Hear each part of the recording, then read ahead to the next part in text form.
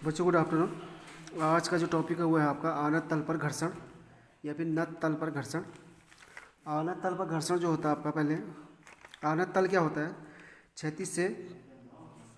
क्षैतिज से थीटा कोण पर जो जो तल होता है वो होता है आपका आनत तल। ये क्षैतिज है, इससे थीटा कोण बनाते हुए एक और तल खींचा हुआ है, ये है आपका आनत तल। और या फिर ये भी कह सकते हैं कि जिस तल पर कोई लकड़ी का गुटका आपका फिसलने ही वाला होता है या फिर चलने ही वाला होता है उसको आनत तल कहा जाता है। यानी सिंपली जो हुआ आपका क्षैतिज से थीटा एंगल पर जो तल होता है वो आपका आनत तल होता है। उस तल पर जो होगा आपका जो गुटका हमने रखा हुआ है, जो वस्तु हमने रखी हुई है, जो पिंड हमने रखा हुआ है, वो उस पर फिसलने ही वाला होता है या फिर उस पर चलने ही वाला होता है, उसको आनत तल कहा जाता है। ठीक, अब जो लकड़ी का गुटका रखा है उसका जो भार है, जो उसका जो मास है, वो आपका कहाँ कार्य करेगा? आपका नीचे की ओर कार्य करेगा, mg। ये क्या करेगा? आपका नीचे की ओर कार्य करेगा, mg।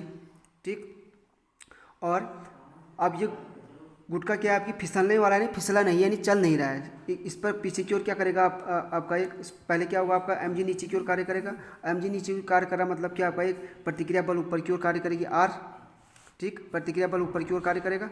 ठीक, तो ये जो गुटका है, ये जो आपका पिंड रखा हुआ है, हमने लकड़ी का पिंड रखा हुआ है, वो फिसल नहीं रहा बल्कि चल नहीं रहा है, उस पर चलने ही वाला है। तो जो इस पर क्या लगेगा? आपका स्थैतिक घर्षण लगेगा।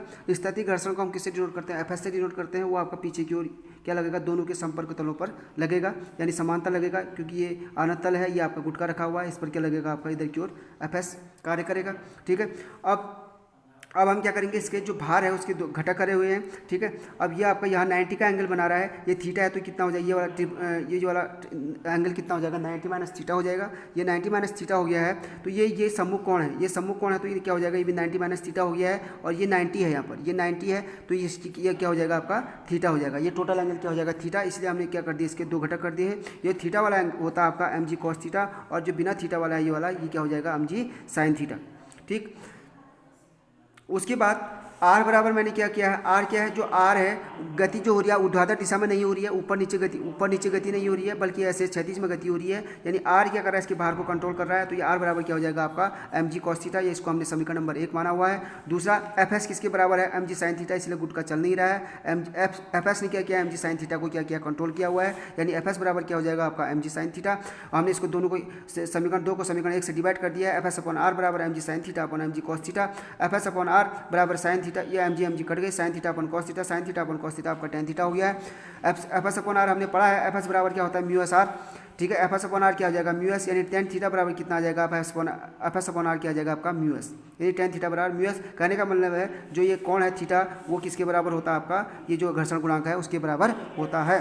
ठीक है, यानी फिर एक बार फिर बता देता हूँ आपको, आनत तल जो होता है या फिर नत तल जो होता है आपका, यानी जिस तल पर कोई गुटका, कोई लकड़ी का पिंड या कोई भी पिंड आपका क्या है? फिसलने ही वाला होता है, या फिसलने ही वाला मतलब वो चलने ही वाला होता है, उस तल को बोला जाता है आनत तल। अब आनत तल यहाँ पर क्या है? क्षैतिज है, क्षैतिज से थीटा कोण पर क्या है? हमने कोई ये तल जो है क्षैतिज से थीटा कोण पर स्थित कोई जो तल है वो क्या आपका आनत तल है। इस पर लकड़ी का गुटका रखा हुआ है, ये फिसल नहीं रहा है, चल नहीं रहा है, बल्कि क्या है? पर इस पर स्थिर है, लेकिन ठीक चलने ही वाला है। ठीक, चलने ही वाला है।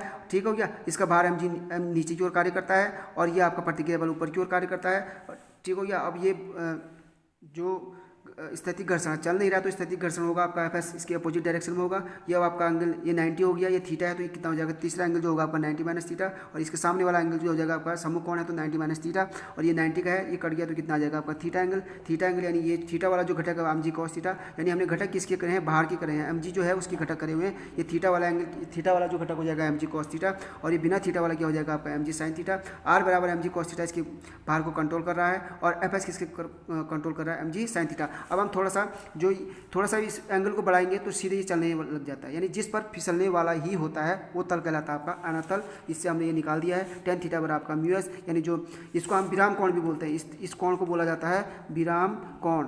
विराम कोण का मतलब यह है जिस कोण पर वो फिसलने ही वाला होता है कोई पिंड आनत तल पर, वो कोण कहलाता है आपका विराम कोण। यहाँ पर ये भी कह सकते हैं कि विराम कोण आपका किसके बराबर? विराम कोण का टेंजेंट, विराम थीटा क्या है? विराम कोण का टेंजेंट जो है म्यू एस के बराबर होता है, ये हम बता सकते हैं, अभी बोल सकते हैं।